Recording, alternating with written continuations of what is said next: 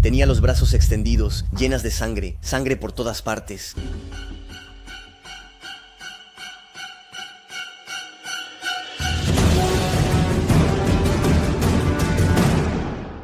Connersreuth, Alemania, años 50. Cada día, miles de personas hacen fila para ir a ver. Therese Neumann, una mujer extraña que supuestamente tiene dones sobrenaturales, no habría bebido ni comido nada desde los años 20 o desde hace más de 20 años.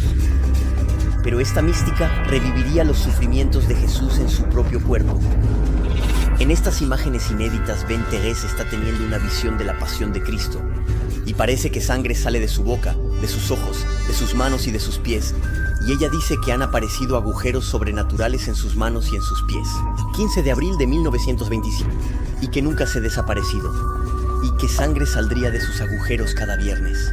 Mientras tiene visiones, sin que ella haga nada, aquí hay fotos reales pantalla. Tomadas por los científicos, las han estudiado. Estos agujeros se llaman estigmas, porque serían las marcas de los clavos en las manos y los pies. ¿Qué sufrió Jesús crucifixión? Pero la pregunta ¿es esto verdad o es simplemente un engaño? ¿Se estaba infligiendo Therese sus propias marcas con herramientas o incluso por la fuerza de su mente? ¿O son estas marcas realmente misterios inexplicables para la ciencia en la actualidad? Bueno, quizás lo sepan, he lanzado una serie donde estudio 100 misterios inexplicables. Y hoy, para nuestro 11º caso y los siguientes, vamos a centrarnos en estas personas enigmáticas de todos los tiempos. Los estigmatizados habría habido más de 300 en la historia y desde hace siglos, ya que por ejemplo San Francisco de Asís, que murió en 1226, recibió los estigmas. Uno de los conocidos es el Padre Pío, quien a menudo fue considerado como el hombre más misterioso del siglo XX. Investigación, muestro casos recientes documentados encontrados, estigmatizados estudiados por muchos médicos. Finalmente vamos a saber si son personas que realmente desafían a la ciencia o si son simples impostores.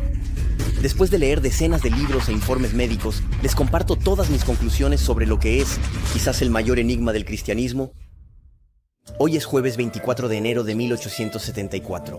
1974 son las 14. Évariste Warlomont, miembro de la Academia de Medicina de Bélgica, y quien se convertirá en presidente. En 1886, ateo y escéptico, vino a casa de Louis Lateau para investigar sus estigmas. Todo lo que les voy a decir a partir de ahora se basa en su informe médico que se puede encontrar en línea. Les pondré un enlace de descripción. Évariste vino a petición de las autoridades católicas. De hecho, desde hace casi 6 años, Louis Lateau afirma tener estigmas bastante extraños, que desaparecen y luego reaparecen en diferentes momentos de la semana. Pero Warlomont tuvo una brillante idea para finalmente desenmascarar la farsa de la que él cree que es una falsa mística. Bueno, antes de hablarles de la experiencia que realizó sobre ella, les doy 2 o 3 elementos de contexto. Louis Lateau es belga de familia pobre, en 1850, fallecida en 1883. Tuvo infancia y adolescencia, Pierre, pero fue en 1868, cuando ella tenía 18 años, que todo cambió. Ella está haciendo el Vía Crucis en una iglesia. El Vía Crucis es una oración que se hace con 14 estaciones para recordar la pasión de Jesús. Y de repente se siente atrapada y con grandes dolores. Luego, poco después, a partir del viernes 24 de abril de 1868, Luis comienza a recibir los estigmas, pero solo los recibe el viernes y desaparecen el sábado. Y recuerdan, según los evangelios, Jesús murió un viernes.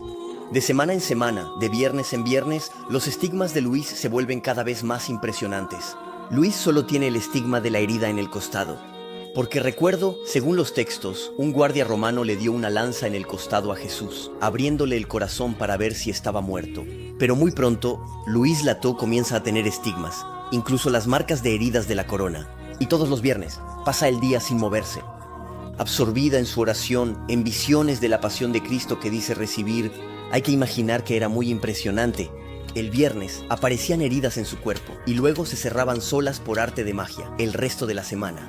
Pronto, allegados no pueden silenciar el fenómeno y la noticia se difunde atrayendo curiosos. Durante 6 años, la multitud se agolpa viernes para asistir a las sorprendentes éxtasis de Luis. Así, el caso llega a oídos de la jerarquía de la iglesia, que pide una investigación a la Academia de Medicina de Bélgica en 1874. Cuando Luis tiene 24 años y Mary Warlomont tiene una excelente idea, dado que los estigmas aparecen cada viernes y luego desaparecen, él decide venir un jueves por la tarde, hace construir a medida un globo de cristal de 14 metros de diámetro, con un cuello de 9 metros de diámetro en un lado. Ese jueves, él coloca la mano derecha de Luis dentro de este globo transparente, cierra la entrada alrededor del brazo de manera que nada pueda pasar y sella todo con 5 sellos de cera. Toma todas las precauciones para asegurarse de que no pueda haber ningún engaño. Entendido su idea, Vino el jueves, el día anterior, cuando aún no hay ninguna marca en la piel. Así, cuando regrese a la mañana siguiente, el viernes, no habrá marca, porque Luis no puede tocarse la mano derecha y la trampa será descubierta. Al día siguiente, 1030, sí. Warloman vuelve a ver Luis y asombro. Los estigmas han aparecido por todas partes e incluso en la mano derecha. La herida se ha reabierto, como cada viernes, comenzando a sangrar. Un poco de sangre fluye en el frasco, pero tendrá que admitirlo en su informe. La mano derecha marcada estaba encerrada en el aparato. Este aparato estaba intacto. Así nos lo aseguramos mediante el examen minucioso de los sellos. Ninguno mostraba la más mínima alteración. Entonces busca una explicación. Se pregunta si no serían las uñas derechas de Luis las que podrían haber dejado una marca así. Pero dice que no explica herida en parte posterior, del otro lado de la palma, y reconoce que las uñas de Luis están cortas y son perfectamente inofensivas. Monroe Warloman recoge material, se retira. Unos días después publica su informe, del cual me he apoyado completamente para contarles todo esto. Él reconoce que los estigmas de Luis no son una cuestión de engaño. No se los ha infligido con una herramienta de pintura o cualquier otra cosa. Evariste escribe texto. Los dos términos engaño o milagro sobre las éxtasis y los estigmas de Louis Lateau deben ser descartados. Estas éxtasis y estos estigmas son reales, se explican fisiológicamente. Pueden encontrar extractos completos de su informe en francés. No duden en pausar para leer con calma. El doctor Warloman asegura que los estigmas de Louis Lateau no son un engaño, pero él piensa que no es un milagro, sin embargo. Entonces, ¿cuál es su hipótesis? Y bien, recuerden, estamos a finales del siglo XIX. Sin embargo, la ciencia y la medicina progresan. La psicología comienza a ser reconocida como una ciencia y se desarrolla. Durante este periodo, Jean-Martin Charcot, un neurólogo francés, se ocupa de la histeria, una enfermedad mental que estudia en profundidad. Entre sus pacientes, Blanche Whitman, reina histéricas, presenta síntomas físicos graves, parálisis. Así que Charcot demuestra que las parálisis no tienen una causa física, sino que son de origen psicológica, causada por la histeria. Este ejemplo demuestra cómo la mente puede influir en el cuerpo, causando trastornos físicos sin lesiones nerviosas aparentes. Para Évariste Warloman, los estigmas de Lateau están encontrados. ¿Es histeria o también autosugestión? Concretamente, al pensar en los sufrimientos de Jesús, surgirían marcas donde Jesús fue clavado en la cruz al pensarlo con mucha intensidad. Y es cierto que esta tesis es bastante seductora, porque entre los místicos y los estigmatizados hay muchas mujeres. La histeria afectaría más a las mujeres, y sí, etimológicamente histeria proviene del griego histera, que significa útero. Entonces, ¿es posible esta hipótesis o no? Bueno, en 1933, un doctor alemán, el doctor Alfred Lechler, intentó probarla experimentalmente. Este director de la clínica psiquiátrica Elbingerot logró hacer aparecer y desaparecer autosugestión después de 4 años de trabajo bajo hipnosis, marcas rojizas en las manos, los pies y los costados de uno de sus sujetos, una paciente con un pasado cargado de accidentes, Elizabeth Kay. Él buscaba demostrar que los estigmas no son un privilegio católico, ya que su paciente era protestante. Entonces aquí está la prueba, ¿no? Parece que es realmente posible tener estigmas por autosugestión. En otras palabras, por la simple fuerza del psique. Bueno, en realidad, ¿cómo te lo digo? Para nada. Porque las marcas producidas por autosugestiones en la experiencia de Lechler no tienen nada que ver con los verdaderos estigmas. Desde 1933, Jotem Eust, EUST, realizó un cuadro comparativo de las diferencias entre los efectos de Dr. Lechler y estigmas de místicos católicos. Él explica que las marcas del Dr. Lechler son alteraciones leves, de dimensiones muy reducidas, con sangrados de muy poca cantidad y una duración muy breve. Mientras que los estigmas de los místicos son heridas profundas, claras, indelebles, y los sangrados son muy abundantes. La herida es a veces tan profunda que casi se pueden sentir los dedos al tocar el estigma de un lado y del otro, como si hubiera casi un agujero completo. Finalmente, el aspecto es inmutable durante décadas y no cicatriza. Algunos piensan que estas marcas rojizas son estigmas. Sería como decir que un niño de 2 años que cuenta hasta 5 puede resolver ecuaciones complejas. Quienes creen que... Sería como decir que un niño de 2 años que cuenta hasta 5 puede resolver ecuaciones con 3 incógnitas. Quienes piensan que estas manchas rojas pueden parecerse a los estigmas nunca han visto uno.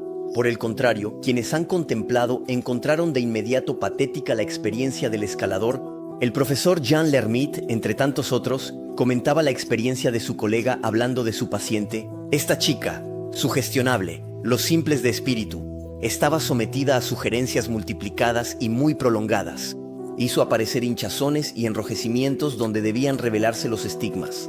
Pero qué pobre estigma, algunas fisuras epidérmicas que aparecen apenas termina la sugestión. En la tercera sesión, Elizabeth muestra algunos puntos hemorrágicos en la frente, pero 48 horas después, huella de los estigmas había desaparecido. Y ninguna otra experiencia desde entonces ha demostrado jamás que se puedan producir los estigmas como en los místicos mentalmente. No pruebas de autosugestión causando estigmas. Experimento de 4 años falló. No se puede decir que la autosugestión cause marcas como los estigmas, así que la experiencia más avanzada, jamás realizada después de 4 años de esfuerzos con una mujer sujeta a la autosugestión, no ha dado nada comparable, y eso, el teólogo Augustin-François Poulenc ya lo decía en 1907, así que mucho antes de... Él escribía que si la ciencia encontrara una explicación natural para el estigma, no hay problema, no afectaría al cristianismo. Pero dicho esto, él señalaba, la cuestión es saber si actualmente esa explicación natural realmente existe para resolver este problema científico. Si no queremos que nos fascinen con una hipótesis, traigan hechos análogos, pero de otro orden, profanas, o sea, heridas producidas por sugestión fuera de una idea religiosa. Sin embargo, nunca hemos encontrado uno. Con la buena disposición de los médicos y de los hipnotizadores, no hay un solo ejemplo de una verdadera herida producida en una clínica por la excitación de la imaginación y la sensibilidad. Lo que se ha obtenido son enrojecimientos o solo sudores rosados, pero nunca hubo chorros de sangre y sobre todo agujeros. No hay desgarros. No se puede sostener la tesis de la histeria. Creer que pueden aparecer verdaderos estigmas. Creer que pueden crecer cuernos en nuestra cabeza. Porque se piensa en Jesús, volver a creer que pueden crecer cuernos en nuestra cabeza al creernos toros. Sí, la mente puede tener una gran influencia sobre el físico, hasta el punto de causar manchas rojas, parálisis, vomitar, etc. Pero tampoco puede hacernos levitar, atravesar las paredes o incluso desgarrar nuestra piel de varios centímetros. Eso es ciencia ficción. Hubo numerosas falsificaciones de los milagros. Joachim Bufflet, historiador, especialista en fenómenos místicos, trabaja para el Vaticano. Publicó un libro 800 páginas sobre el tema Falsos de Dios. Él muestra efectivamente que muchas personas que afirmaron tener estigmas en realidad se los infligían a sí mismas con herramientas para atraer la atención. Ese es el caso de otra belga, Bertha Mrazek, nacida en 1895. Al final de una investigación, notamos era una falsa mística que quería lucrar con estas supercherías que engañaban a los fieles. Pero, caso Louise Latour, experiencia Évariste Warlomont. Bien realizada, pruebas sin ambigüedades que no era una superchería. Según testigos, los sangrados eran abundantes. No es histeria como hemos visto.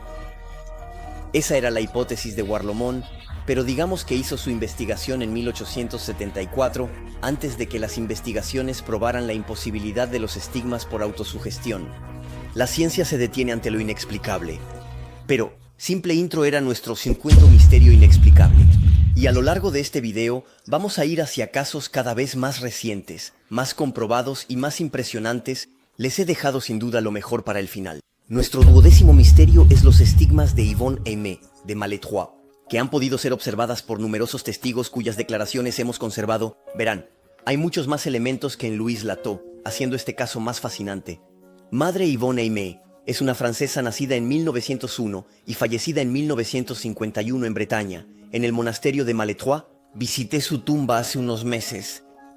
Ella está enterrada en el cementerio del monasterio, junto a otras religiosas. Es una de las mujeres que tuvo más fenómenos místicos.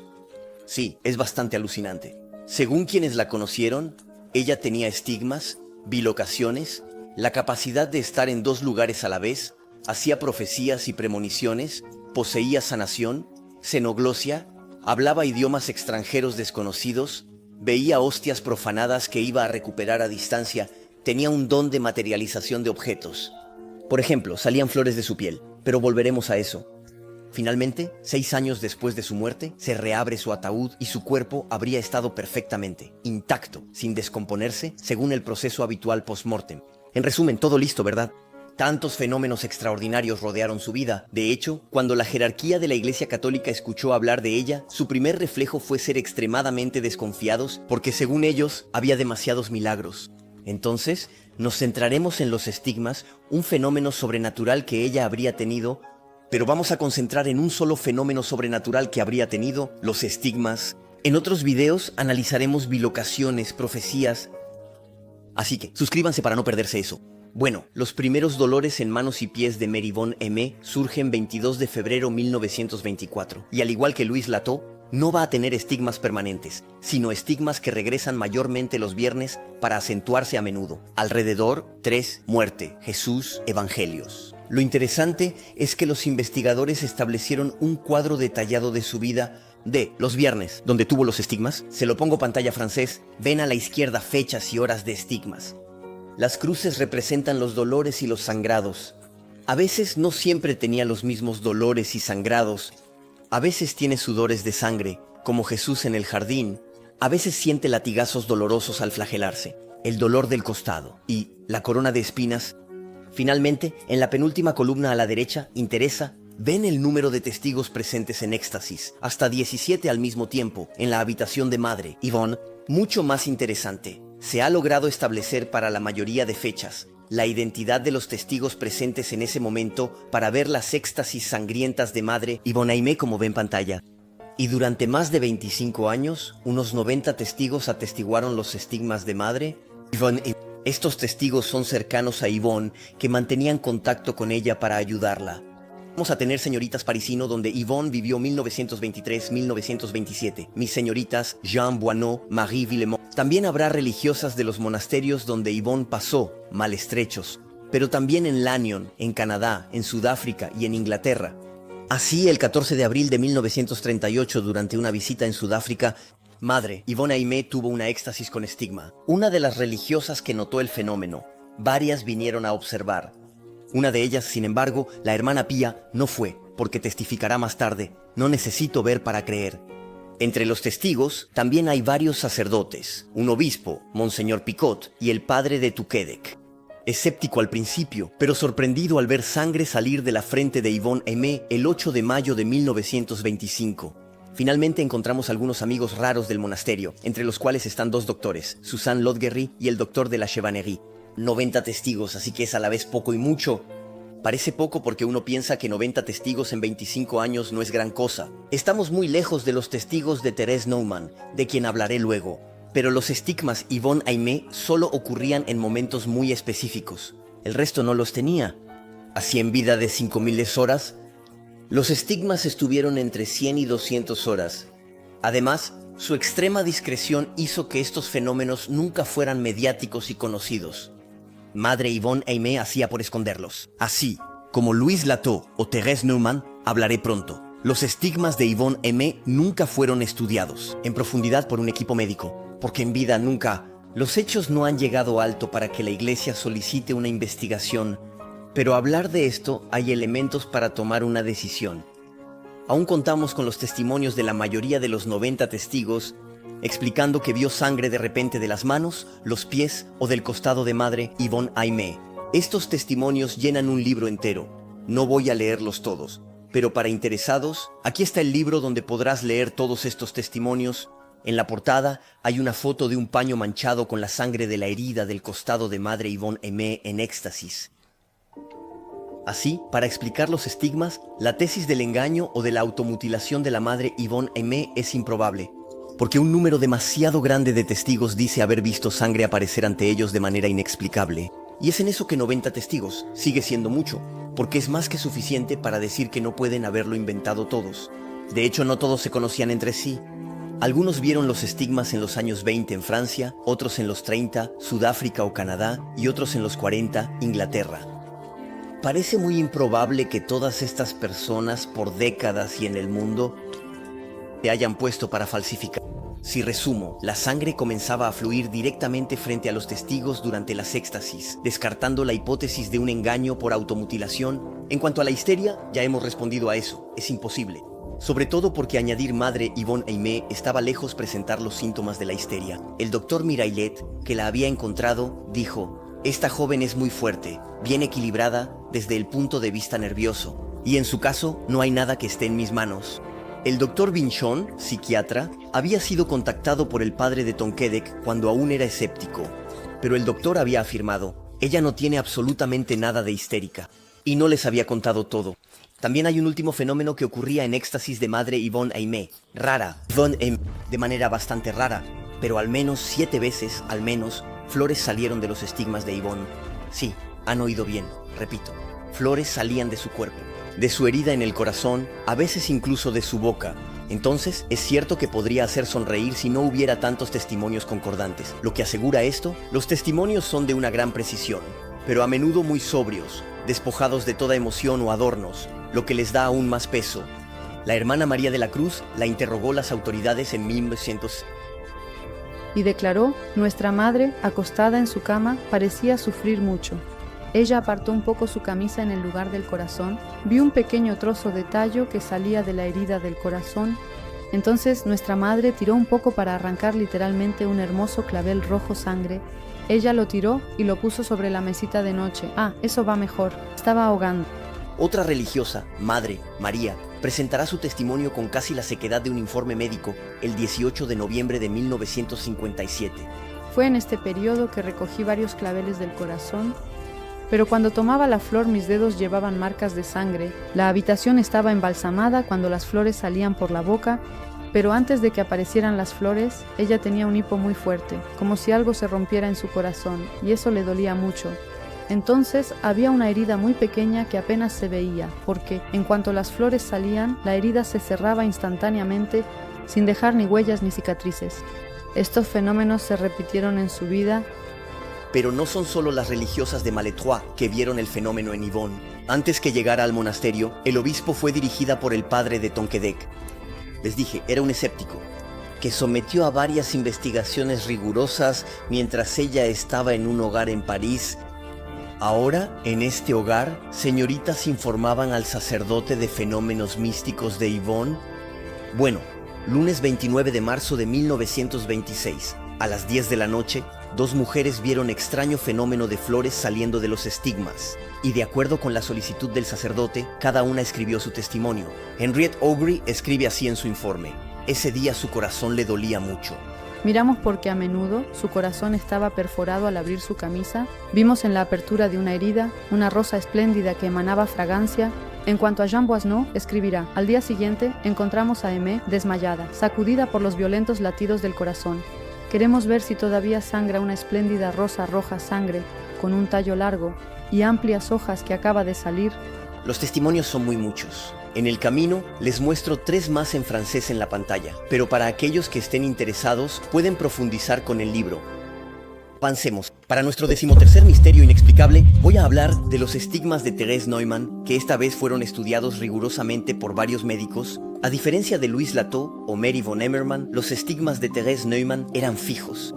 Aparecieron 15 de abril de 1927 y no desaparecieron hasta su muerte en 1962. 35 años después, el 15 de abril de 1927 era Viernes Santo. Ahora el Viernes Santo es vez al año, 2 días Pascua, cuando los católicos recuerdan la muerte y los sufrimientos de Jesús. Es una fecha simbólica muy fuerte para recibir estigmas.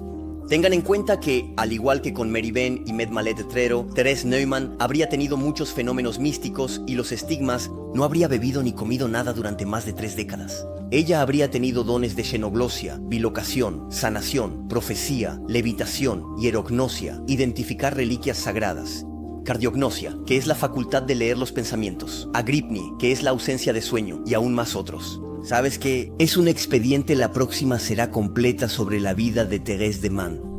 Porque todos los fenómenos, os hablé, se estudiaron por múltiples científicos y escépticos. Les daré sus conclusiones la próxima vez.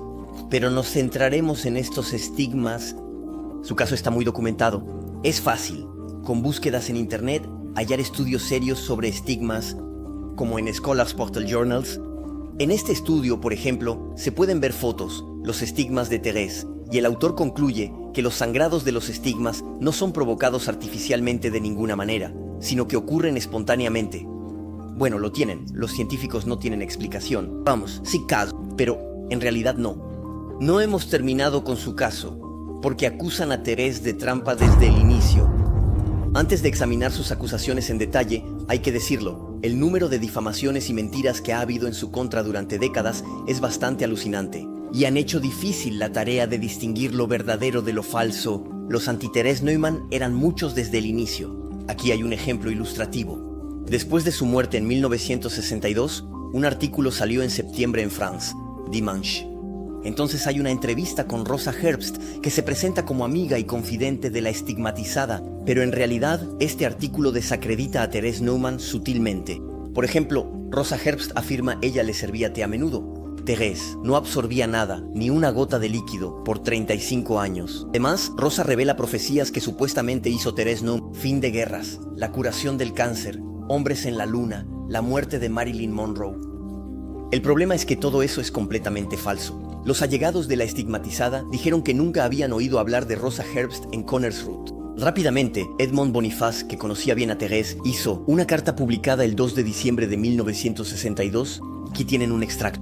Como historiador de Therese Neumann, quiero afirmar públicamente que nadie en Connersreuth ha llevado el nombre de Rosa Herbst. Además, si esta confidente de la estigmatizada existiera, no, el nombre de Rosa Herbst, desconocido en el país y cuya consonancia no recuerda nombres locales. Además, si esta supuesta confidente de la estigmatizada existiera, no presentaría como médicos vivos a los profesores Wurz y no Wurz y Winderle y no Winderle, honorables eclesiásticos, llamados doctores a la moda alemana, debido a su grado universitario y fallecidos desde hace mucho tiempo. Francia Domingo, contactada, no ha reaccionado ni retirado su artículo. ¿Qué les hablo de esto? Solo era un ejemplo a modo ilustrativo, pero es para decirles que este tipo de calumnias, difamaciones, mentiras descaradas serán frecuentes y contribuirán a causar muchos problemas en el caso de Therese Neumann. Hay creer muchos la resentían y no soportaban sus ideas religiosas, o quizás la afrenta que representaba para la ciencia. Durante la Segunda Guerra Mundial, las SS intentaron asesinarla por su oposición al nazismo.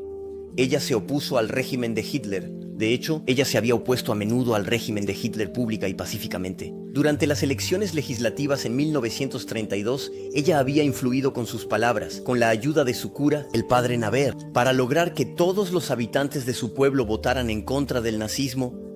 Las elecciones dieron 14 votos para Hitler, 22 para la lista comunista y 734 para el Partido Popular, promovido por Therese Neumann. Su intento de asesinato más famoso sigue siendo el del 20 de abril de 1945. Ese día, alemanes se posicionan en la plaza de Connersreuth, la granja de los Neumann. Las SS salen y piden entregarles a Therese Neumann ya. Se les respondió, y era cierto, que nadie sabía dónde estaba. Las granjas son incendiadas. El incendio, que duró 24 horas, destruyó unos 50 edificios, un tercio del pueblo. Cuando Therese reapareció, preguntaron dónde había estado. Ella contó que vio a las SS venir a buscarla y entonces se había escondido en el sótano la parroquia, la casa del cura. En resumen, les hablo de esto solo para que tengan bien presente que Therese tenía muchos enemigos dispuestos a mentir y a matar. Ahora, si volvemos al ámbito científico, la objeción principal de los ateos y escépticos a estos estigmas se basa en lo que ellos llaman el informe Martini. Sería un informe médico que habría probado que estos estigmas son falsos, es arma absoluta de los anti-Therese, salvo que empieza mal. Ya, la característica del supuesto informe Martini es que nunca ha existido. De hecho, nunca hubo un informe, solo simples notas tomadas por el Dr. Martini. Durante un examen solicitado por Monseñor Buschberger para ver los sangrados de los estigmas de Therese Neumann, es un médico nazi, el Dr. Deutsch, quien presentó las notas de Martini en forma de informe. Luego, el Dr. Porey Madesky retomó esta presentación en un libro contra Therese Neumann. Finalmente, es un católico el mismo, el padre Reginald Omes, quien dio a conocer este informe al gran público en su libro sobre lo supranormal o sobrenatural, y quién está detrás de la leyenda de la supuesta fuerza destructiva de este presunto informe en los círculos ateos hoy en día. El problema es que el padre Omes careció completamente de rigor y deformó los hechos. Ya se atrevió a plantear que los estigmas de Therese no son reales. Eso, había que atreverse. Nadie, nada, los adversarios de Therese Neumann. Nunca afirmé que los estigmas no existían. Incluso el Dr. Martini, a quien el padre Omes cita, describe los estigmas. Les leo su descripción. Las heridas son costras rojas oscuras, tamaño moneda de 10 centavos. Phoenix no como costras totalmente secas, sino que su superficie recordaría más bien la configuración de una frambuesa. El borde de estas costras es húmedo, rodeado por un halo de piel rojiza, contrastando con la palidez del resto. Un tono rojizo que solo se percibe por su contraste con la palidez del resto de la piel. En resumen, la negación del padre Omes es incomprensible pero sobre todo absurda. Como dice Edmond Boniface, no se niega la Torre Eiffel porque no se ha visto, o la explosión de Hiroshima porque no hemos sido testigos. Tanto Pierre como Therese Neumann deberían haber existido. Me río, pero algunos lo harán en comentarios. En resumen, el segundo error del padre Omés fecha el informe Martini en el Viernes Santo de 1938. Por eso, tiempo se dijo que el Martini llegaba Viernes Santo y que esto demostraba que Teresa no sangraba. Tanto así, durante lo que se suponía que era su mayor éxtasis del año, salvo es un gran error. Porque el doctor Martini vino 10 años antes, 22 y 23 de marzo de 1928. No fue Viernes Santo, tuvo lugar el examen. Hay otros errores que se han propagado hasta hoy. Por causa del libro del padre Omés que dio a conocer el informe de Martini, como el hecho de que la Comisión Episcopal, la jerarquía católica, estableció un diagnóstico de histeria falso, no es su tarea hacerlo. O también que el doctor de Porey-Madejski, que criticó a Therese Neumann. A partir del informe, Martini era psiquiatra, lo cual también es falso. ¿Era un médico militar? Pero no repasaremos errores, analizaremos lo que anotó el doctor Martini, ya que al final eso es lo que importa. Al principio de sus notas él escribe: la joven nos recibe visiblemente algo avergonzada, pero su actitud sigue siendo franca y natural. Ella se entrevista con nosotros sin afectación. Ella responde a las preguntas simplemente, sin atribuirse mérito especial. La conversación gira en torno a sus costumbres. Ella habla con alegría de sus pájaros. Se comporta de tal manera que debemos suponer que esta visita le parece bastante extraordinaria. Comienza la éxtasis. La nota: la herida de la mano izquierda tiene sangre. Mucho sangre en mano izquierda. La cara está completamente cubierta. El pañuelo cabeza está empapado de serosidad sanguínea. Él reconoce la presencia de mucho sangre, pero está decepcionado, porque no vio directamente la sangre salir de la epidermis del estigma. De hecho, estuvo varias horas junto a Therese y por lo tanto, a veces tuvo que ausentarse para hacer pausas, perdiendo la oportunidad de ver directamente la sangre salir. Él anota: no encontré prueba de la salida espontánea de sangre fuera de la piel. Al final de su informe, él plantea la hipótesis de un engaño y concluye: justo después no estoy en absoluto convencido de que sea así. Mi razonamiento solo debe dar a entender que, por razones psicológicas, no se debe excluir la posibilidad de una piadosa superchería. Primero, se ve que estamos lejos del uso que algunos quieren hacer de este informe, cuando algunos dicen que el informe de Martini demostraría definitivamente que Thérèse es una falsa mística. Recordarles que el informe de Martini son solo unas líneas de alguien que pasó horas viendo a Thérèse. Martini toma precauciones y aunque menciona un posible engaño frustrado por no ver la salida de la sangre, aclara que no está convencido. ¿Es posible que Therese Neumann fuera una impostora? Sí, pero eso implica que en cada éxtasis, sus padres, con el cura, habrían sacrificado en una habitación vecina. Según las necesidades, sangrados simulados duraban entre 12 y 14 horas. Animales domésticos como pollos, conejos, patos, para recoger sangre fresca y extenderla sobre los estigmas de Thérèse cuando los visitantes daban la espalda, con un procedimiento muy secreto que habría permitido que la sangre siguiera fluyendo después de su aplicación. Martini no niega haber visto la sangre fluir, pero quería la prueba de la salida espontánea de sangre fuera de la piel. El doctor Ertuğrul İnek, cirujano checo, muy al tanto de cómo fluye y se coagula la sangre, también ver las éxtasis de Therese Neumann. Y para él no había ninguna duda, un engaño era imposible. Él explica comentando el texto de Martini: no se le puede dar a un cirujano experimentado ilusión de un sangrado. La sangre se coagula tiempo después de salir de los vasos, y cuando se ha observado unos minutos el flujo constante de sangre, es imposible pensar que provenga de un engaño. Por eso es lamentable que un científico se haya dejado llevar a pensar tal cosa, y hasta al hablar de la posibilidad de un engaño por el hecho de que él golpeó que la sangre en los ojos y sobre los estigmas de Therese Neumann era siempre más abundante cuando él volvía tras una pausa. Es lamentable que no dé explicación más detallada de tal afirmación. Una ciencia expresada a medias no es ciencia. Por eso, si hay desconfianza o sospecha, hay que repetir las visitas tan a menudo necesario para ver con claridad, porque la sangre, líquido precioso de la sangre humana, no es, de ninguna manera, adecuado para permitir fácilmente engaños, especialmente cuando debe fluir. ¿De dónde tomó Therese Neumann sangre líquida? No puede ser sangre menstruaciones, Therese ya no tiene su periodo. Si se hubiera conservado en un frasco, ya se habría coagulado hace mucho tiempo. Inutilizables a menos que Therese Neumann hubiera tenido hace 10 años las conservas de sangre para transfundir, solo se descubrieron hace 3 o 4 años. En resumen, como dice Edmond Boniface, el caso de Connors Root se desarrolló durante un tercio de siglo. No se puede resumir en 30 líneas. Y bien, ahora si quieren tener informes verdaderos sólidos sobre los estigmas de Therese Neumann, ¡vamos! porque son muchos los médicos que han venido a estudiar el caso de Thérèse durante más de 30 años.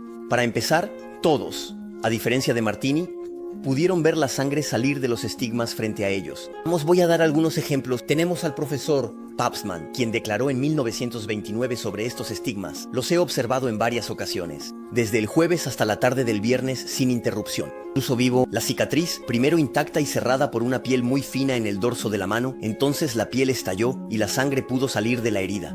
También está Dr. Froelich, 15 de abril de 1943, tras estar 5 horas ante la cama de Thérèse, sin apartar la vista de ella, observó el sangrado de los estigmas. También está el Dr. Gerlich, protestante que se jactó de desenmascarar el engaño católico de Konnersreuth y estudió los estigmas de Thérèse el 5 y 6 de abril de 1928. 2 semanas en Martigny. Anota sus observaciones. En mi reloj noté como lágrimas llenaban sus ojos. Durante visión primera oración Cristo, a las 12:40, al ver la segunda oración, sangre salió de sus ojos en forma de un delgado hilo. Bajo las pestañas y párpado inferior, a las 12:45, en el estado intermedio, el hilo de sangre se espesa. A las 12:51, durante la visión de la tercera oración, una gota de sangre roja cayó por las mejillas de los ojos. Había observado el fenómeno iluminando el rostro con una linterna a una distancia de 25 centímetros. Mis ojos estaban a la misma distancia de sus ojos.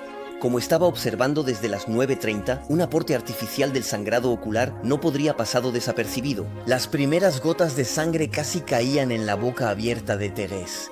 Si eso sucedía, Thérèse podría asfixiarse. Tuvieron que secar sus lágrimas. Como no había ninguna ropa en la habitación prevista para eso, le di rápidamente a la madre, poco tiempo antes en la habitación, un pañuelo limpio con el que ella secó la sangre. En el instituto de la Universidad de Múnich, M., el profesor Merkel, a quien le entregué el pañuelo manchado, y M., el profesor Valqueux, examinó este pañuelo el 31 de octubre con la mayor atención. Después de sus explicaciones, la sangre en el pañuelo era sangre humana. También está el doctor Francesc Vitry. Dijo: los sangrados brotaban de su cuerpo. Cito los ojos, y en el borde de las conjuntivas bajas, la sangre fluye lentamente, en 2 finos riachuelos que son anchos de 2 centímetros. Es sangre fresca de un rojo geranio y fluye por el cuello hasta el pecho. El estigma del corazón, cubierto por gas bajo la camisa de noche, atravesado de sangre, el vendaje y la camisa. Y siempre llega sangre fresca y roja. La mancha de sangre roja en la camisa era como una mano. Estaba cerca de la estigmatizada y ver que no era un líquido ceroso, sanguinolento pero de sangre fresca, arterial. También tenemos a los doctores Jan Steiner, Radlow y Richard Kaur, quienes explicaron textualmente en su informe que los estigmas sangraron ellos y no podían explicarse por un origen natural.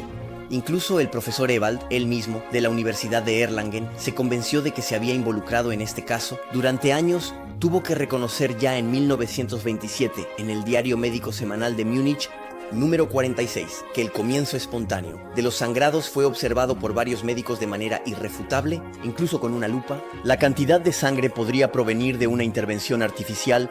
El líquido sanguíneo que fluye del estigma del corazón no puede ser producido por una herida hecha artificialmente. En realidad, podría seguir leyéndoles testimonios de médicos así durante horas, y no estoy exagerando. Tengo unas 1500 páginas de hechos documentados sobre el caso de Thérèse Neumann. Para aquellos que quieran ver todas las fuentes. En la descripción, el mejor libro sobre el tema es sin duda este. Si realmente buscamos la verdad, no podemos hacer cherry picking. El cherry picking es seleccionar únicamente los datos que nos interesan, pero que refutados por una mayor cantidad de hechos, aquellos que mencionan el informe Martini frente a las declaraciones de los médicos, unánimes entre sí, hacen un odioso cherry picking que revela una evidente mala fe. Para resumir, todos los médicos que conocieron a Thérèse Neumann, ya fueran escépticos al principio o no, coincidieron en que estos estigmas eran auténticos, salvo uno, Martini, que solo estuvo pocas horas y ni siquiera produjo un informe. A diferencia de muchos de sus colegas, elegir su versión sobre la de otros es como creer que la Tierra es plana, porque un científico lo habría dicho en contra de toda la comunidad científica. Entonces decir que es cierto que después hubo otros médicos como Nazi G. Deutsch o Joseph Marie pensaban el caso de Thérèse Neumann era un fraude. Pero ellos no han conocido a Thérèse, escriben eso años después sin conocerla. Y repito que todos los médicos que conocieron a Thérèse Neumann, a excepción de Martigny, estaban unánimes. También hay que decir, Thérèse tenía lágrimas de sangre en éxtasis con estigmas. Desde un aspecto fisiológico, estas lágrimas de sangre no se explican los estigmas. De hecho, ninguno de los numerosos exámenes médicos realizados logró detectar la más microscópica erosión de las conjuntivas o de los párpados de Thérèse, que, lavada, estaba intacta después del trance. La hipótesis de un engaño parece delirante. Para resumir, si fuera un engaño, creer los estigmas de Thérèse Neumann eran heridas que se hizo, hagan que luego se habría hecho sangrar artificialmente el viernes a las horas deseadas y después se habría impedido que sangrara para empezar el viernes siguiente indefinidamente. Y eso durante 36 años, frente a las decenas, cientos de miles de testigos que la visitaron, todo mientras se toman medidas para que las heridas artificiales no se agraven, se infecten. Ni se agrandan, ni se encogen, ni tampoco pierden su rigurosa forma geométrica, bien conocida. Y todo mientras conservan su textura tan particular que Thérèse o Cézanne habrían fabricado, no se sabe cómo, porque los estigmas de Thérèse Neumann, aparte de los éxtasis dolorosos, no eran ninguna herida cicatrizada. Eran ligeramente prominentes sobre la piel y cubiertos por membrana roja, marrón oscuro, transparente, que se hinchaba gradualmente a medida que la visión dolorosa avanzaba, hasta dejar salir la sangre para luego recuperar su aspecto anterior, sin la más mínima erosión, una vez terminada la éxtasis. Se puede admitir que un fraudeur pueda hacerse a sí mismo ciertas heridas temporales, y aún así, ya es inimaginable que logre realizarlas con las mismas dimensiones y formas geométricas en los lugares de las caras de las dos manos y de los dos pies. Pero admitamos que podría cubrirlas con la misma membrana inmutable y característica cubriendo las de Thérèse Neumann. Ok, pero en serio, ¿a quién se le hará admitir que el supuesto fraudeur podría luego hacer que sus heridas artificiales sangren y además mantenerlas idénticas a sí mismas durante 36 años o incluso solo durante algunas semanas? Me siento humillado haber tenido que responder a tales teorías absurdas, pero si no lo hubiera hecho, sé que me habrían propuesto esta hipótesis.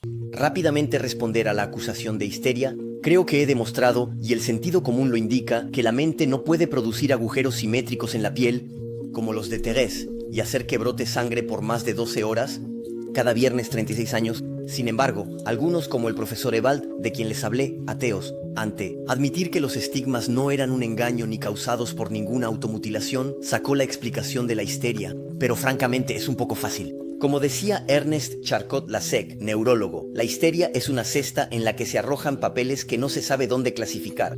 El Dr. Seidle emitió un certificado de histeria el 27 de febrero de 1920, después de haber encontrado a Thérèse Neumann. Sin embargo, al profundizar más en su caso, entendió su error y revisó su diagnóstico, arrepintiéndose. Más tarde declarará: unos hablan de Dupri, otros de imaginación. Nada de eso es verdad.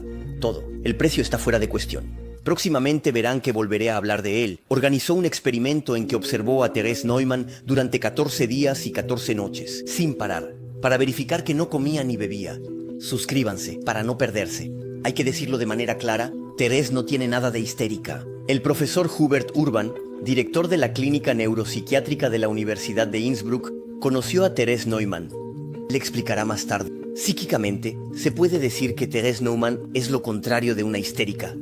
Ella es de hecho ante todo directa, abierta, franca. Aunque su horror a la mentira no era legendario, se darían cuenta rápidamente al conversar con ella, así como al cuestionar a sus familiares. En ella, nada artificial, sin poses, ninguna vanidad, nada sexualizado o comportamiento. Ninguna vanidad, ni el más leve síntoma de orgullo o incluso de complacencia en sí misma. Sobre todo, nada sexualizado en palabras, actitudes ni en su comportamiento. Tampoco hay rastro de infantilismo verdadero o afectado. Si Thérèse Neumann fuera histérica, sería lo contrario de lo que acabo de decir. No es el único que ha hecho ese diagnóstico. Una vez más, aparte de Martini y algunos médicos que se atrevieron a hacer un diagnóstico a distancia sin haber conocido a Thérèse, todos estarán de acuerdo en que no es una histérica. No olvidemos que Thérèse tuvo varios fenómenos místicos. Como les decía, si es cierto que no comió ni bebió durante 35 años, como veremos, entonces la histeria no puede explicar esto. Recordemos que ella mantuvo sus estigmas durante 35 años Sin embargo, una herida normalmente termina por cicatrizar y cerrarse después de solo unos meses. Para Thérèse, aparte de algunas variaciones de color, ningún cambio durante décadas. Así, como declaraba el profesor Jean Lermite en abril de 1936, si se reprodujeran por pura sugestión moretones en la piel, aún quedaría por lograr moretones simétricos, que resulten en heridas duraderas, resistentes a la infección mientras persistan y lentas en cicatrizar. Este simple hecho tiene la durabilidad de los estigmas de antena, el tiempo.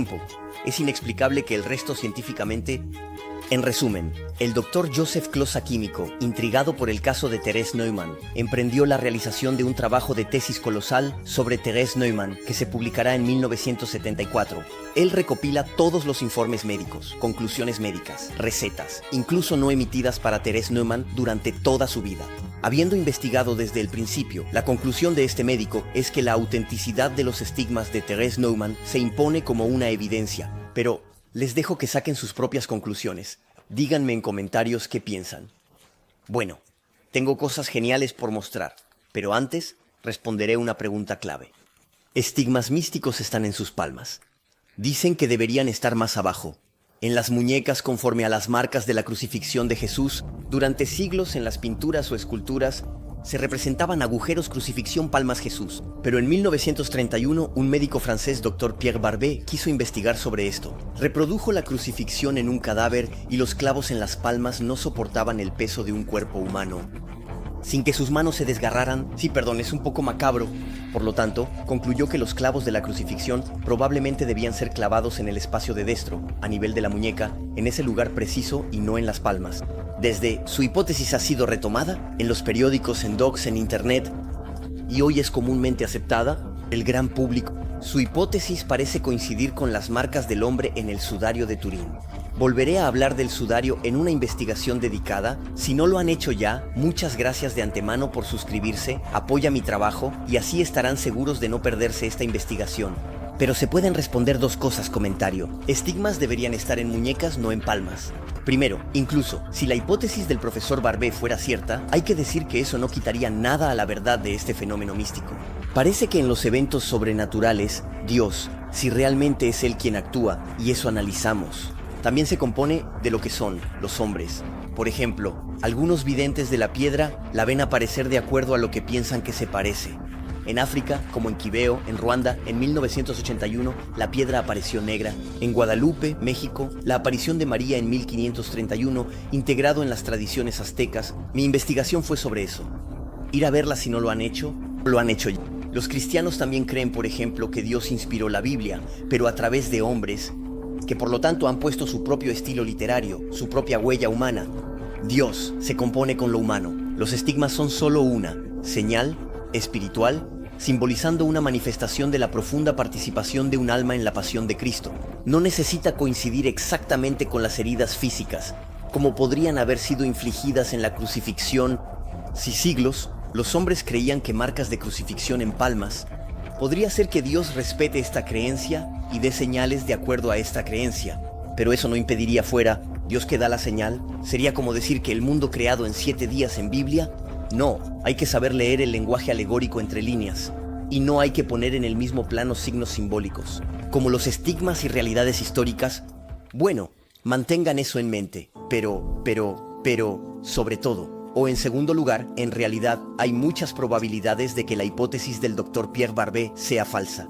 Pierre Barbet, durante su experiencia, me mantuve enfocado en que el clavo que coloqué en la palma de la mano no podía sostener el peso del cuerpo, pero no intentó colocar el clavo en otro lugar de la palma. Simplemente supuso que el clavo no podía ser colocado en ninguna parte de la palma y que debía colocarse en la muñeca. Así que no llevó su experiencia hasta el final y otros estudios pueden contradecirlo luego. Bueno, eso es lo que pasó. Si se aceptara la hipótesis de Pierre Barbet, los debates sobre la ubicación de los clavos siguen desde los 30. Así, el teólogo alemán Joseph Blinzler, desde 1959, había reunido documentos históricos que demostraban que en tiempos de Jesús había hombres crucificados con clavos en las palmas en ausencia de cuerdas de soporte. Pero será Frederick Sugibe quien pondrá un punto final a este gran debate, al menos en el ámbito académico, demostrando que los clavos podrían haber sido clavados en las palmas. No como Barbet, forense, doctor en anatomía, ejercido en Nueva York durante más de 30 años, en su obra La cruz y el sudario, en 1988, describió experiencias de manera mucho más detalladas que realizó en los años 70 y 80. Entonces contaba con una tecnología muy superior a la de Barbé. La teoría de Pierre Barbé fue aceptada por todos, porque encajaba bien con el sudario de Turín. Sougibe destacó dos discrepancias: la posición del clavo y el nervio mediano. Primero, un clavo colocado en el espacio de Desto estaría demasiado alejado del lado del meñique para corresponder a la herida del sudario. Un clavo colocado en el espacio de Desto pasaría por alto el nervio mediano. Debe haber otra razón por la cual los pulgares no son visibles en el sudario. Y al realizar experimentos a su vez en varios cadáveres, Sougibe demostró que el clavo podría de hecho ser colocado a través de la palma en el espacio óseo entre los huesos de soporte del índice y del mayor, y los huesos más pequeños situados justo debajo, y esto, sin romper ninguno de los huesos. Un clavo colocado en este espacio saldría, pasando de la palma al dorso de la mano, en el lugar donde la herida está representada en el sudario. Al igual que Barbé concluyó que un clavo en hueso podía soportar el peso del cuerpo, Sougibe demostró con sus experiencias que el espacio óseo que él también encontró podía soportar el peso del cuerpo, y sin cuerdas soporte. El espacio propuesto, Sougibe, también es más coherente con la herida del sudario. También dijo el pulgar no estaba presente en el sudario. Todo esto es poco complejo. Les dejo un enlace de descripción para saber más. Hoy en día, muchos ignoran completamente que la hipótesis de Pierre Barbé es errónea, o al menos que es igual de probable y más acorde con el sudario que Jesús haya sido crucificado en las palmas, pero se ha repetido tanto la hipótesis de Barbé que ha echado raíces y será difícil de olvidar. Me he divertido paseando por diferentes libros sobre la pasión de Cristo, e incluso en la magistral enciclopedia La muerte del Mesías, un libro clave sobre la pasión de Jesús de 1600 páginas, y en la página 1045 responde: Membron nos dice que los clavos en las palmas no podrían soportar el peso del cuerpo y lo desgarrarían. Ahí solo está repitiendo, como todo el mundo, la hipótesis de Pierre Barbé, que Sougibe ha demostrado que probablemente es falsa, aunque parece que no mucha gente está al tanto. Entonces, aún más recientemente, en 2019, un estudio científico detallado mostró que es probable que Jesús haya sido crucificado en las muñecas. Almas sensibles, cierren los ojos, algunas imágenes son un poco fuertes. Este estudio no lo hace. No se ha refutado la hipótesis de Sougibe, que también podría funcionar, como admite el mismo estudio. El estudio dice que es probable, según ellos, que Jesús haya sido crucificado en las muñecas, pero sigue siendo una probabilidad y certeza, así que no podemos usar eso para refutar estigmatizados. Tendrán una doble respuesta que dar a aquellos que piensan que los estigmas deberían estar en las muñecas. Regalo. Para nuestro 14º misterio inexplicable, he preparado una pequeña recopilación variada de algunos otros casos de estigmatizados famosos en la historia. Entre el siglo XIII y 1894 se han contabilizado 350 estigmatizados. ¿Imaginan que no podré hablar de todos esos casos? He seleccionado los más interesantes, los más perturbadores. A veces, el primero estigmatizado en entrar en la historia fue el gran San Francisco de Asís, que murió en 1226. Bueno, parecer antiguo, pero para estos viejos casos de hace varios siglos, el método histórico permite saber si está bien atestiguado o no. Y para Francisco, tenemos las declaraciones de numerosos testigos que parecen coincidir entre sí. Por ejemplo, Tomás de Celano conoció a Francisco de Asís y se propuso escribir su vida. Ahora, hoy en día, como explica Damien Boreu, especialista en San Francisco, la mayoría de los historiadores reconocen en Tomás de Celano un hombre creíble, honesto e inteligente, que se basó en testimonios oculares o auditivos para contar la vida de Francisco. Y aquí está lo que escribe Tomás de Celano en la biografía de Francisco que conoció. Sus manos y pies parecían estar perforados por clavos, sus marcas eran redondas en las manos y largas afuera, y algunos pequeños trozos de carne parecían las puntas de los clavos doblados y curvados sobresalir del resto de la carne. Además, su costado derecho, atravesado por lanza, estaba marcado por una cicatriz, manaba sangre, su túnica y sus pantalones se empaparon con esa sangre. Pero bueno, los conozco, sé que preferimos los casos recientes. Así que tampoco les voy a hablar de Santa Catalina Santa Rita, cuyos estigmas fueron observados por multitudes, ni esos estigmatizados en la historia. No, daré varios ejemplos más de casos a partir del siglo XIX, que pudieron ser seguidos por diferentes médicos. Pero antes, sepan que si quieren descubrir cientos de casos y profundizar mucho más que en este video, hay un proyecto 1000 razones para creer en las que también estoy trabajando y que muestran que hay más de 1000 razones para creer en la fe cristiana. Sí, en esta serie sobre milagros nos detendremos en 100 casos, pero podríamos ir mucho más lejos. Nuestro sitio 1000 razones para creer ya ha creado más de 500 argumentos fuertes para la fe cristiana y no piensa detenerse ahí. Entre estos argumentos encontramos casos de milagros atestiguados por muchos. También pueden suscribirse al boletín de 1000 razones para creer para recibir directamente los argumentos por correo. Verán que los argumentos impresionantes como los de los que les hablo se cuentan por cientos. No es exagerado. Así que ven, puedo ir a todas las razones aquí, los agrupo por tema y luego, si voy al estigma, bueno, ya hemos redactado 10 artículos de calidad, así que puedo descubrir y ustedes pueden conocer a una nueva estigmatizada, hiperreciente ya que data del siglo XXI. Vemos que es una mujer llamada María seguida de equipos médicos. Podemos descubrir muchas cosas en el artículo, hay más recursos. Les pondré un enlace en la descripción. Entonces, déjenme presentarles otros casos recientes y atestiguados de estigmatizados. Tenemos el caso de Marie Domenica Lazzari, italiana que murió en 1848 y recibió estigmas desde 1835. Su caso llama la atención de los científicos, incluido el principal médico hospitalario y militar de la ciudad, el Dr. Leonardo Kloch, quien estudia el fenómeno de Pre y publica un informe en las Anales Universales de Medicina en 1837, en el que reconoce no haber encontrado ninguna pista de fraude o engaño. Luego, con la colaboración del Dr. Antonio Faes, Universidad de Padre, se da a conocer este caso más ampliamente a sus colegas en toda Italia. Los científicos vuelven a examinar su caso en congresos en Nápoles en 1845, Génova en 1846, Venecia en 1847. Cosa asombrosa. El último informe indica que la sangre fluye de los pies hacia arriba contra las leyes de la física. Esto puede parecer completamente loco, pero se encuentra en otros estigmatizados, como en el caso de Helen de Bolawata de Sri Lanka, fallecida en 1931, sobre la cual informes médicos el flujo de sangre que emana de las heridas de las manos y los pies sigue un camino contrario a gravedad, subiendo del empeine a los dedos y de las manos a los codos. Las conclusiones de la investigación habían sido muy claras. Les leo una carta del Padre María, 12 de mayo 1872. Aunque investigamos todas las cuestiones que la conciernen, tras semanas en el convento de Kurunegala no he podido encontrar. ¿No sería más que un vestigio de fraude en su carácter, o al menos una razón para pensar que no es una niña sincera y auténticamente piadosa? Así que notarás que para todos estos estigmatizados, su estigma venía acompañado de otros fenómenos sobrenaturales, incomprensibles, como un flujo contrario a la gravedad, olores misteriosos de flores, fenómenos luminosos, una ausencia de alimentación, visiones de Jesús, de María y tantas otras cosas no he hablado. Serán objeto de investigaciones. Hablando de visiones, Anne-Catherine Emmerich es estigmatizada del siglo XIX, que revisó gran parte de la vida de Jesús. Una vez más, aunque hoy lamentablemente nadie habla de ello, la autenticidad de los estigmas alemana no está en debate. Todo comienza el 25 de noviembre de 1812, Santa Catalina, cuando una cruz sangrienta se dibuja en su pecho. 29 de diciembre surgen heridas manos, pies y costado derecho. Anne-Catherine oculta sus heridas, no quiere ser notada. Pero al final, sus familiares lo hallan 2 meses después.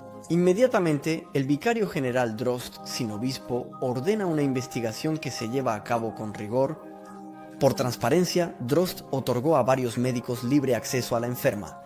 Al final de la investigación se establece que no hay engaño. Las heridas cubiertas con vendajes sellados no dejan de enseñar espontáneamente.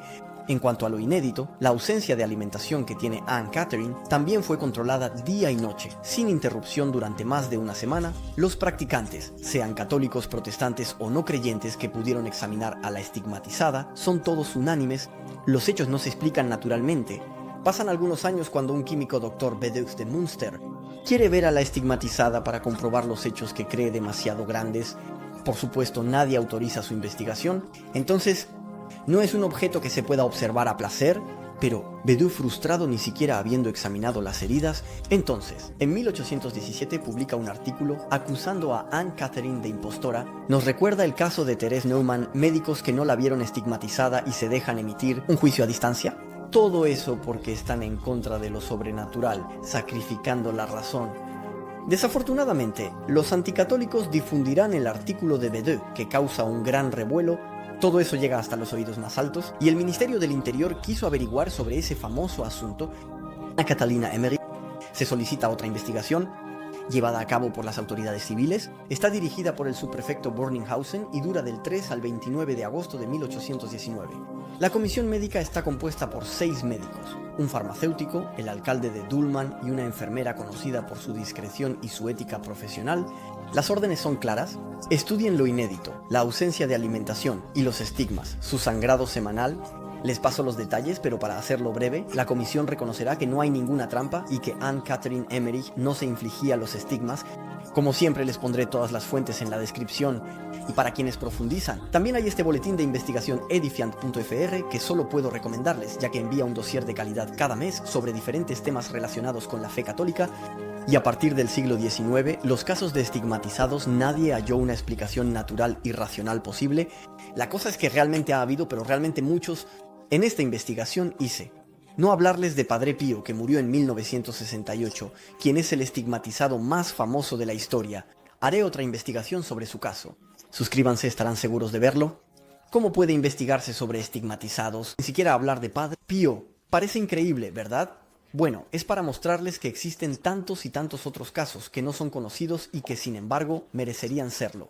En el siglo XX también tenemos los casos bien documentados de Teresa, Hélène Higginson, Maria Bawardi, Gemma Galgani, Edwige Carboni, Marie-Rose Ferron, Hermana Rumolda, o también Hélène. Aiello. Podría hacer investigaciones sobre los estigmas de las mujeres de las que acabo de hablar. También tenemos a María Luisa Sangaro, fallecida en 1954, cuyas extasis sangrientas han sido estudiadas. Los fenómenos místicos no se limitan a los estigmas. Clarividencia, desaparición, bilocación, olor, agradable, inexplicable, materialización de objetos, expulsión de fuego por la boca, ataques demoníacos, todos fenómenos de Sor María Luisa Sangaro. Sí, creo que todas estas personas no les dicen mucho, y sin embargo ha habido tantas y tantos místicos católicos desafiando la ciencia.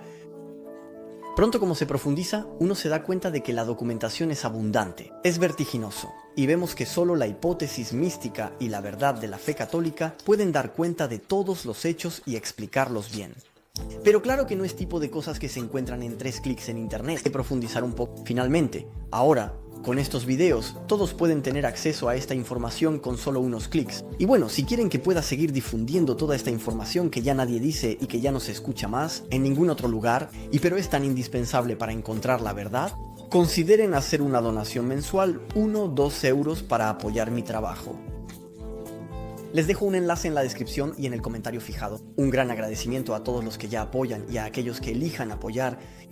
Pero no ha terminado, porque todavía hay estigmatizados vivos. Claro, se podría haber esperado. Les voy a dar ejemplos, tengan en cuenta para todas estas personas. La Iglesia no ha emitido su juicio definitivo, investigaciones realizan y por lo tanto no sabemos si es auténtico o no, siempre hay que ser cauteloso. Hermano Zlatko Sudak, sacerdote de Croacia, de 1971, afirma recibir los estigmas. También hermano Eli, de 1962 en Italia, con los estigmas y luchas contra el demonio dignas del Padre Pío. También está el padre Manjakal del sur de India, que sería estigmatizado. Si todos estos fenómenos de verdad ocurren en todo el planeta, de hecho en Asia también está Julia Kim de Corea del Sur. Ya había hablado en mi investigación sobre los milagros eucarísticos, fenómenos numerosos, las imágenes pueden ser impactantes. Si prefieren no ver, pueden cerrar los ojos 30 segundos. En las imágenes, ella se retuerce en el suelo de dolor, revive la pasión de Cristo en su cuerpo. Pensar que está simulando, si no fuera pues sangre sale espontáneamente de su cabello, de sus ojos o de sus otras heridas estigmáticas durante sus éxtasis. Su caso es revisado por médicos que no detectan ninguna trampa. Y una vez más, la pista de la histeria, por su parte, no podría explicar hemorragias tan abundantes. El caso de Julia Kim desde un punto médico es notablemente sorprendente.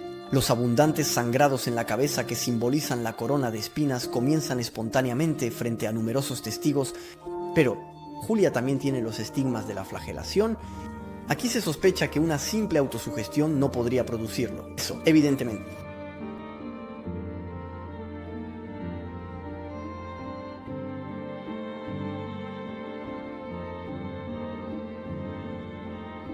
Julia a veces también recibe golpes del demonio. Y cierto, ¿se acuerdan? Flores que salían de los estigmas de la madre. Aquí también parece que esto ya ha sucedido a veces.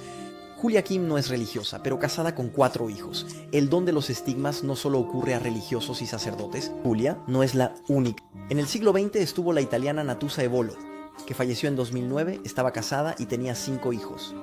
O la venezolana María Esperanza Medrano de Bianchini, la señora que falleció en 2004 y tenía 7 hijos. No olvidemos que no existe, aún no hay reconocimiento oficial para potenciales que todavía están vivos, porque la iglesia siempre se toma su tiempo antes de emitir su juicio. Todo lo que podemos decir es que otros estigmatizados históricos, cuyos estigmas han sido estudiados por médicos, Anne Catherine Emmerich o Marie Domenica Lazzari, forman lo que se llama un misterio inexplicable para la ciencia, el que aporto de nuestra serie. Antes de concluir se plantean preguntas. ¿Pueden estos fenómenos venir del demonio? ¿Por qué ocurren? ¿Cuál es su sentido? Desde vista teológico, si viene de Dios, la mayoría de los cristianos no son católicos, piensan estos fenómenos vienen del diablo. Y para la mayoría de los milagros que menciono en mi canal, muchos piensan que vienen del demonio. Las apariciones marianas vendrían de Satanás, es ángel de luz. Los milagros eucarísticos, otro truco del demonio, los estigmas también del diablo. Así que creo que voy a responder a esta objeción definitivamente. No tendré que hablar de ello en cada video. Tenemos derecho a no ser creyentes, pero ser creyente y decir que todos los milagros que no se quieren aceptar vienen del demonio, honestamente es un poco fácil. Y en tiempos de Jesús, los fariseos no querían creer en él, ya decían eso. Al oír esto, fariseos decían, solo expulsa a demonios por Beelzebú, jefe de demonios. Escuchen la respuesta de Jesús. Está en Mateo, capítulo 12, versículos 24-26. Conociendo pensamientos, Jesús les dijo, todo reino dividido contra sí mismo se convierte en un desierto. Toda ciudad o casa dividida contra sí misma será incapaz de mantenerse. Si Satán expulsa a Satán, entonces está dividido contra sí mismo. ¿Cómo podrá mantener su reino? Así que de hecho Jesús explica aquí que el diablo no va a jugar en su lado, no va a hacer milagros que generen conversiones a Cristo. Bueno, el diablo no va a hacer un milagro que debilite su reino, porque todo reino dividido contra sí mismo no puede mantenerse. Entonces, si un milagro ha generado muchas conversiones a Dios, muchos regresos a Cristo, las curaciones, apariciones marianas o milagros eucarísticos, entonces no puede venir del demonio.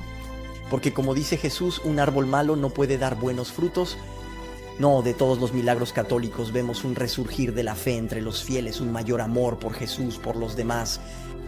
En resumen, son cosas buenas que producen excelentes frutos.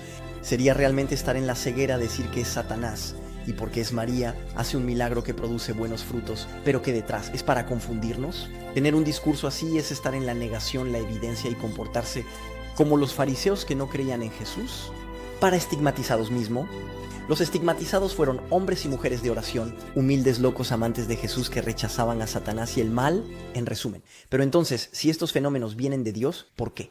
¿Por qué Dios los envía? ¿Cuál es el sentido? Satanás, Pablo escribió en su carta a los Colosenses, capítulo 1, versículo 24, completo en mi carne lo que falta a la pasión de Cristo. Sí, Cristo ha redimido a toda la humanidad por su pasión, pero nosotros, criaturas, nos unimos a su redención. Y en la historia, Dios ha elegido a ciertas personas que se les llama en teología almas víctimas, que continúan sufriendo la pasión de Cristo, en su propia carne por la salvación del mundo. Los estigmas, según el gran teólogo Charles Journet, tienen como objetivo recordarnos los sufrimientos del Dios martirizado y la necesidad de que toda la iglesia sufra y muera antes de entrar en la gloria. Son una purificación sangrienta, a la vez trágica y espléndida. No nos permiten olvidar los verdaderos signos de la sinceridad del amor, pero seamos honestos, estoy de acuerdo. Es completamente incomprensible si no se entiende primero el concepto de sufrimiento redentor. Bueno, no tengo tiempo para desarrollar aquí, pero para interesados, he creado una formación, guía completa de la vida espiritual en 7 módulos en plataforma y módulo 2. Hay un curso de casi 50 minutos del sentido del sufrimiento y las 7 razones por las cuales Dios permite el sufrimiento. En el módulo 3 hay un curso completo sobre la redención, donde se aborda por qué la muerte de Jesús nos salva y de qué nos salva la muerte de Jesús. Y si entendemos esto, comprendemos mejor el concepto de estas almas víctimas, almas que comparten el sufrimiento de Cristo. Les pondré un enlace en la descripción en el comentario. Díganme en los comentarios qué piensan de todo esto. Suscríbanse, es un verdadero apoyo para mí. Y comparten esto con los demás para dar a conocer esto.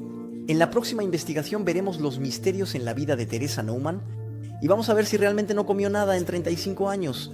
Mientras tanto, si están demasiado impacientes y quieren descubrir otros milagros, no olviden, visiten milrazonesdecreer.com.